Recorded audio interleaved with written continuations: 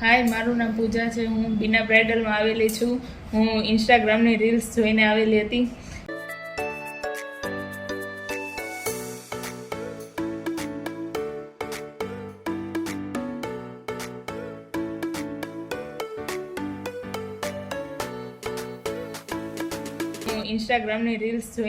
હતી.